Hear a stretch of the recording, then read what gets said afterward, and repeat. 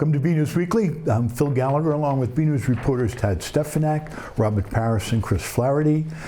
Juliana McGrain with the sports, Pete Brown with weather, and Gretchen Carey with the community calendar. Thank you for joining us. Burlington's annual town election ballot is now set. 2 townwide races will be contested this year, including school committee and planning board, and multiple town meeting precincts. 4 candidates are running for 2 seats on the school committee. Incumbents Catherine Bond and Jeremy Brooks will face newcomers Hillary Kleck and Aaron Reeves. The planning board race features longtime member Joseph Impemba and challenger Jack Kelly, a current Precinct 7 town meeting member who previously served on the board for 17 years. There are also several town meeting seats with no candidates on the ballot, including a 3-year seat and a 1-year seat in Precinct 2 and a 2-year seat in Precinct 7. Early voting begins March 30th and runs through April 8th. The town election will be held Saturday, April 11th. The highly anticipated Sorella's has officially celebrated its grand opening in the former Tuscan Kitchen location. Tad Stefanak has the story. The former Tuscan Kitchen location at the corner of Mall Road and District Ave has been re-envisioned as Sorella Cucina Toscana. Tuscan Kitchen had a great run in Burlington. So many celebrations, so many great friends, so many relationships made, but it was time to reinvent ourselves. It's lighter, more vibrant, more airy, more energized, and really it's going to propel us into the next generation. You know, my son, Max, actually designed and built the restaurant, which is really exciting for me, having started this company 15 years ago. Well, we're really excited to reopen again to Burlington and serve the people of Burlington and all around it. And the menu's fantastic and the staff is amazing. So come in as soon as you can and enjoy the restaurant. We took all of our best attributes from all of our Tuscan Brands locations and put it into one. So the ambiance, the food, the interior design. You'll see we took a collection of what's best throughout Tuscan Brands and brought it into Sorella. I love Sorella. I basically love anything Joe Farrow does. He is an absolute magician when it comes to the hospitality industry. I don't know how he does it, but everything he does, if you look around here at the detail, it is so meticulous and so perfect, and so Farrow family. It's perfect. To have Tuscan Kitchen here for so many years and rebranding into Sorella, opening up the windows, bringing the light in, but still staying here in Burlington. Their commitment to Burlington was strong. So happy to welcome them back. To see my next generation, my son Joe and my son Max, come into the business and really pursue the vision and the passion that I began so many years ago, it warms my heart. It's amazing. From Sorella Cucina Toscana, I'm BNews reporter Tad Stefanak.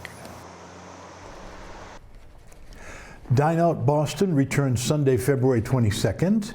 Formerly known as Restaurant Week Boston, the popular program features special multi-course price-fixed menus at restaurants across the region. This year, Burlington has a strong local presence, with 7 of the 11 restaurants listed in the Greater Boston North region, located right here in town.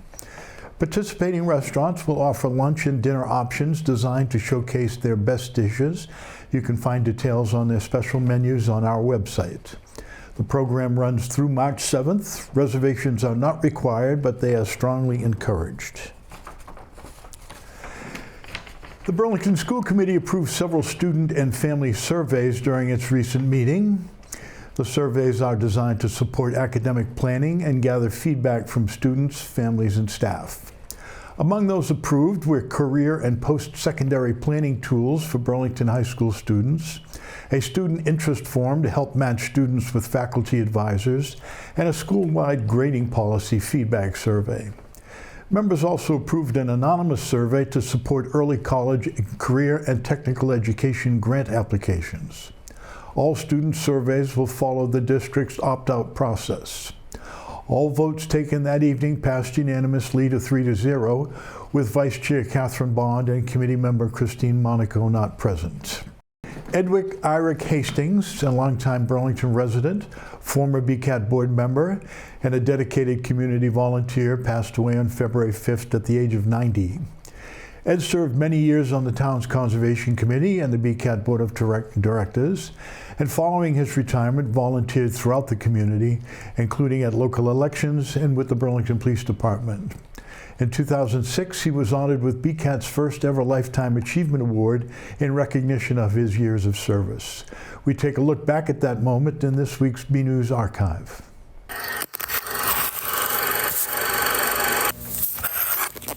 You notice this thing in my hand? 3-star award. Imagine that. And it's Appreciation Night 2006, Ed Hastings Lifetime Achievement Award. Oh my goodness. This is a Lifetime Achievement Award. Do you know something I don't know? Yes, I do. I do. I really think of all people, this couldn't have gone to a better person. And I know that you don't like accolades and, you know, you like to be the person behind the scenes, but it's people like you that keep this thing running. You're the one in the back. You do the menu all the time. You were on the board for about 10 years. You were volunteering before that. Kept me out of trouble. Kept you out of trouble. Well, you know what? I like being on the board with you because you were common sense. You were the board member with the common sense. I mean, you've done so many things, Ed, you know, as a volunteer. I know that you also, in addition to all you do for BCAT, which is quite a bit, you do the elections, and you and your lovely wife, Joan, are there from what time in the morning usually? When it opens till it closes. Which is a long, long day. Yeah, it makes a long day. Yeah, but you enjoy all this. Yeah, I'm on my way to the police department right now. What are you going to do there? I type in the citations for their records. You are a man about town. Well, like I said, this couldn't go to anyone better than you, Ed, and I am honored to be able to give it to you. Well, it's very well appreciated. There's no call for it, but I'll take it anyway. Yes, there is, Ed. I know. I know. You're the silent heroes that I talk about on my other show. Yeah. The people that are behind the scenes that don't want any credit or anything and do it because they love doing it and they love the part of volunteering. So we're lucky to have you. Very fortunate. Well, it's much more fun than staring at the boob tube. So. True, true. Thank you.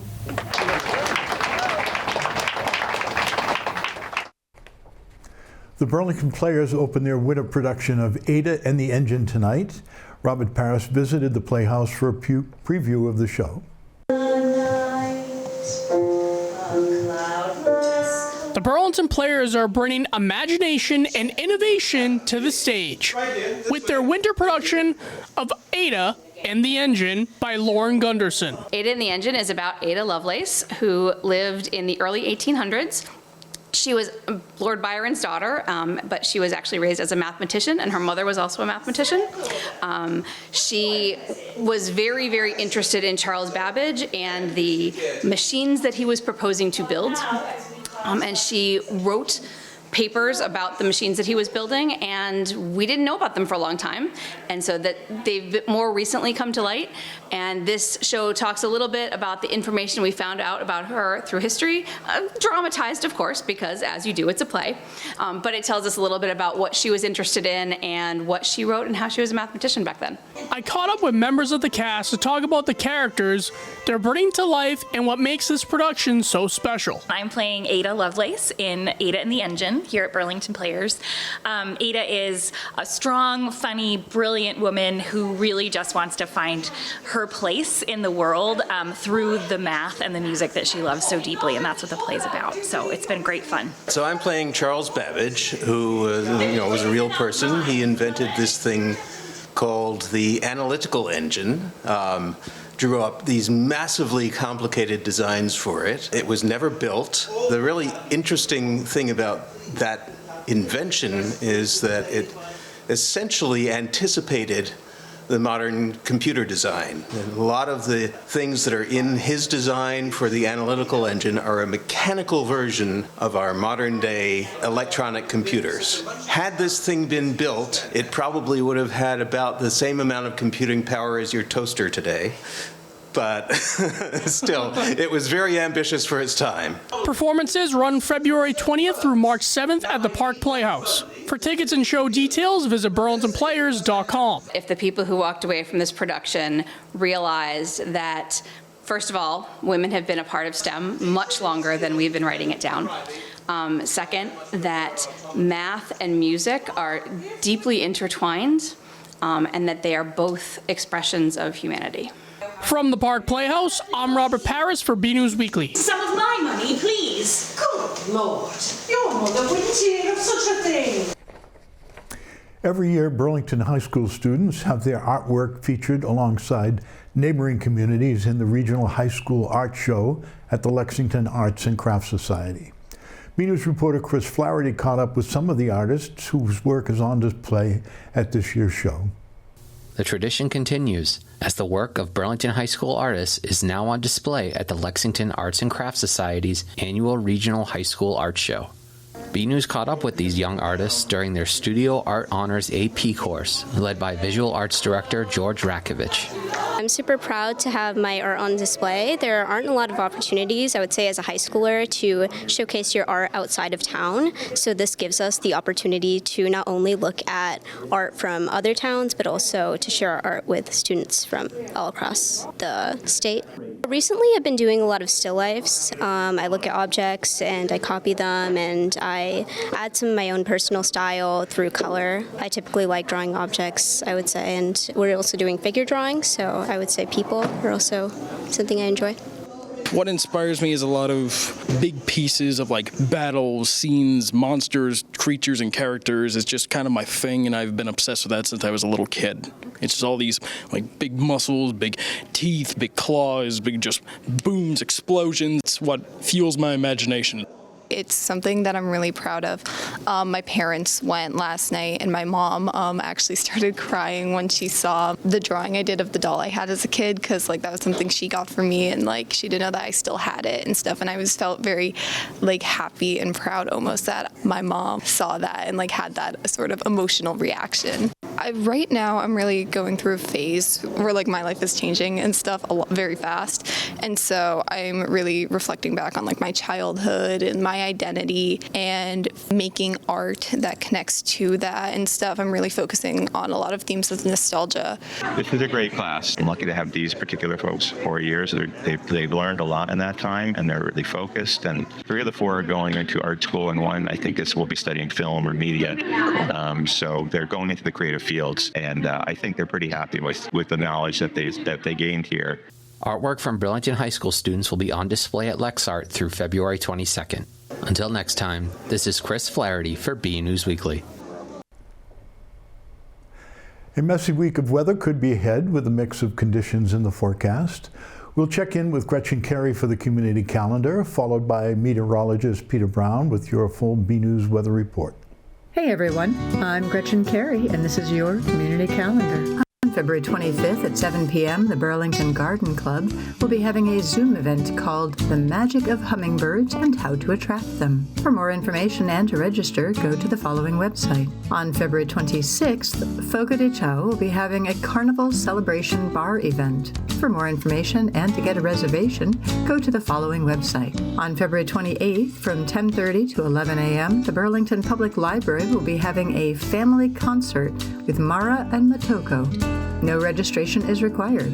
For more information, go to their website. For more community calendar events, go to bcattv.org, burlingtonpubliclibrary.org, and burlingtonrecreation.org. I'm Gretchen Carey, and that was your community calendar.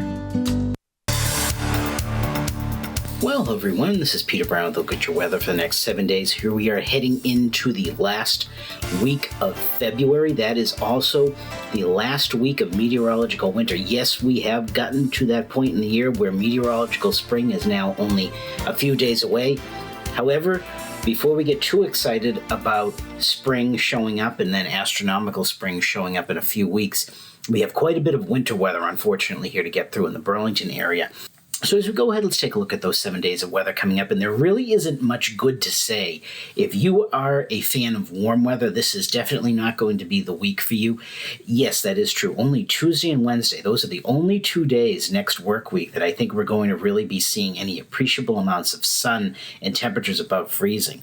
And you'll notice Friday and Saturday, we are going to have that messy chance of a mix of rain and snow. Any snow that we get will be that heavy, wet, cement-like snow, so be careful careful if you are going out there to shovel any of this. I think we're going to see a pesky couple of inches probably out there mixed in with that rain.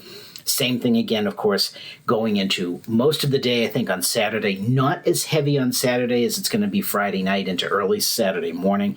Now, Sunday, looks like the morning is going to be pretty quiet out there. We may see some light flurries coming into the Burlington area, but then as we get into the later portions of the afternoon into what I think is going to be most of Monday, it looks like right now we have the chances of a developing nor'easter coming our way.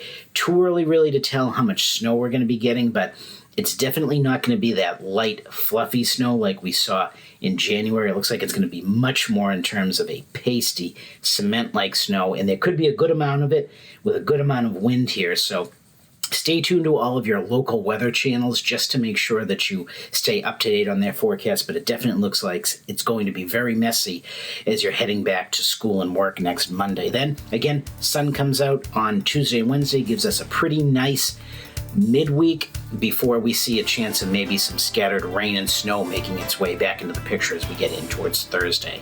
So everyone, get out there, enjoy the weather, and have a great week.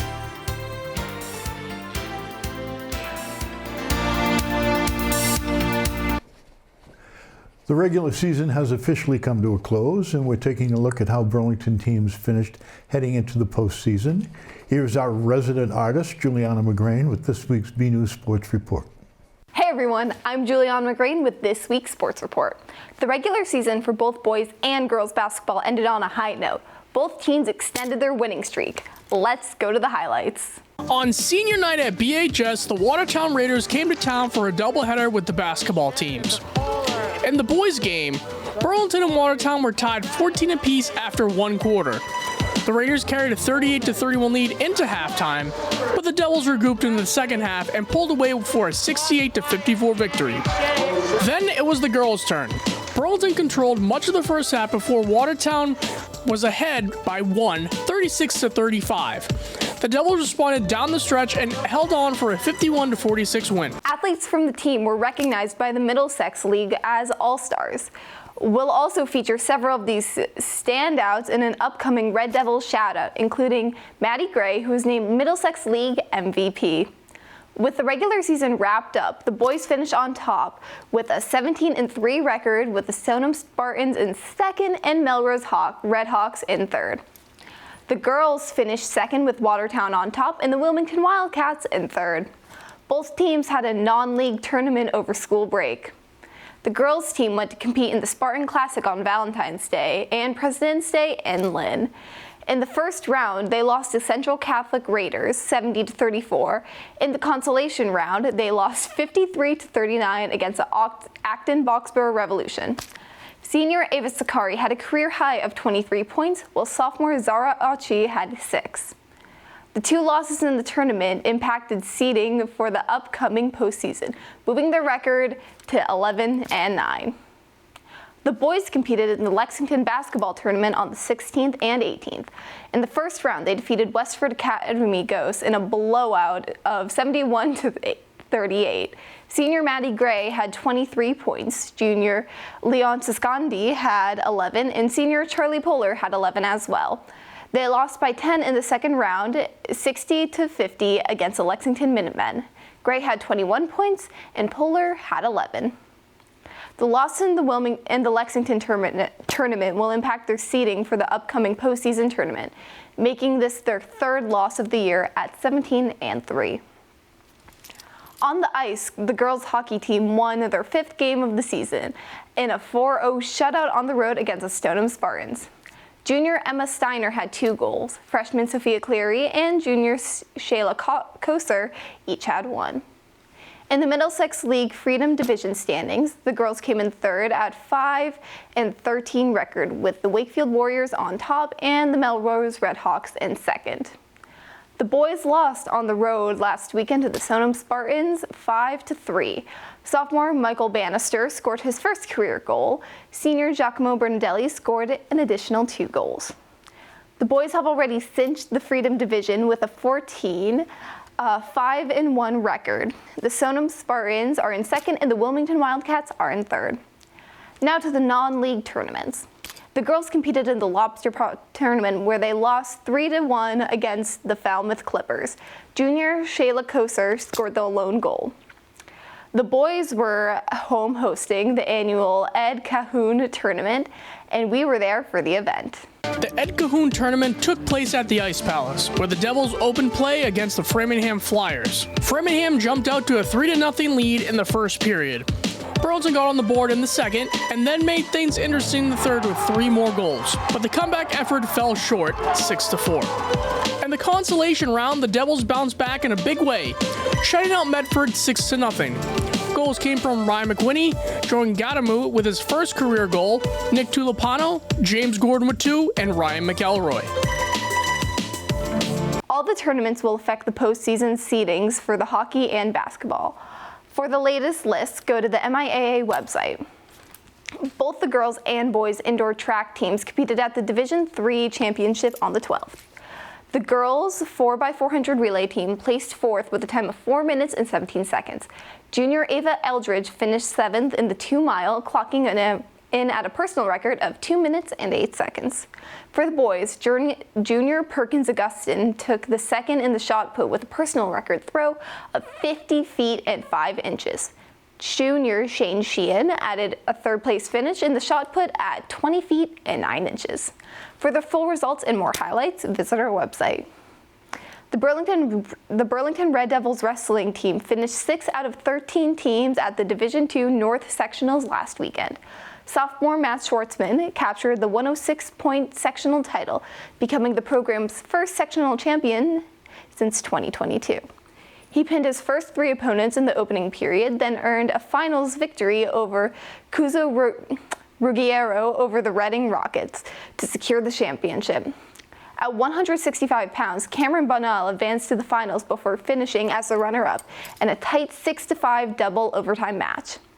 3 more wrestlers punched their tickets into the state tournament, with 4th place finishes Connor McElroy at 150, Davi Tonani at 157, and Josh Levitt at 215. With the sectional championship and multiple state qualifiers, the Red Devils now turn their attention to the Division II state tournament this weekend.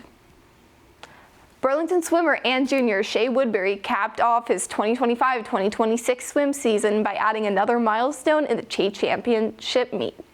Woodbury placed 7th in the 100 freestyle with a time of 49.75, setting a new school record and breaking the 30-year mark.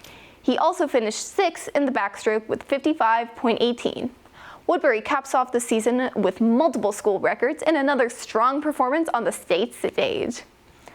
The Burlington High School girls gymnastics team competed at the Middlesex League Freedom League standing, finishing 4th with a score of 134.2.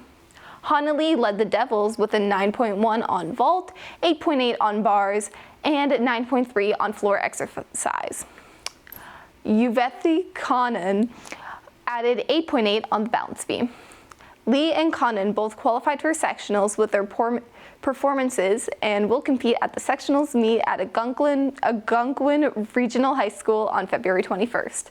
For more coverage and full results, visit our sports section at bcattv.org and follow us on X at BNEWS Sports. That's all for that this week. I'm Julianne McGrain, and back to you guys in the studio. 6 Red Devils are closing out the regular season with Middlesex League All-Star honors. We celebrate their standout seasons in this week's Red Devil Shoutout.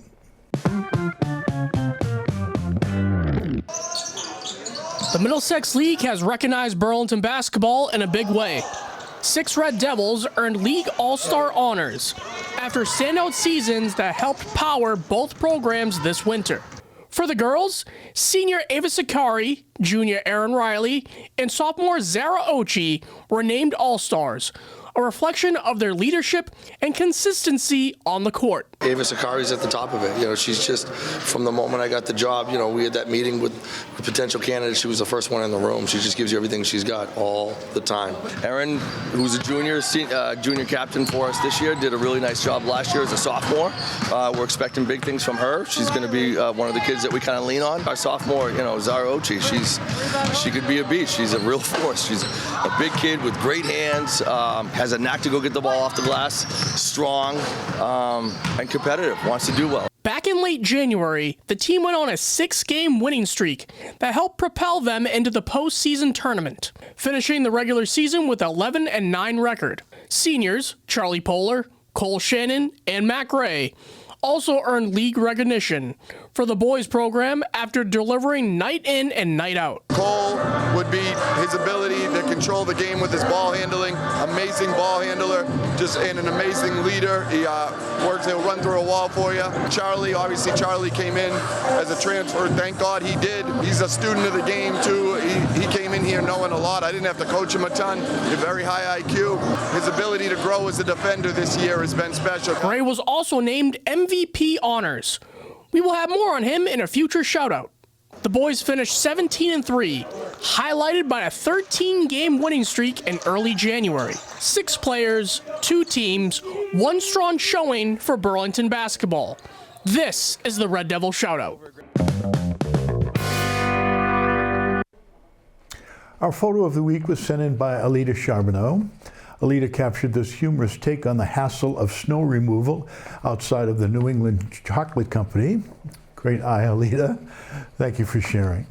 Don't forget to send us your photos. They can be of something you see around town, on vacation, or even pictures of your family, friends, and pets. Whatever you think is interesting and would like to share. Email them to bcat@bcattv.org with the subject line Photo of the Week. That's it from the news desk this week. We leave you with a fun video of the Burlington High School Chamber Singers who went door to door at BHS delivering Valentine's Day telegrams.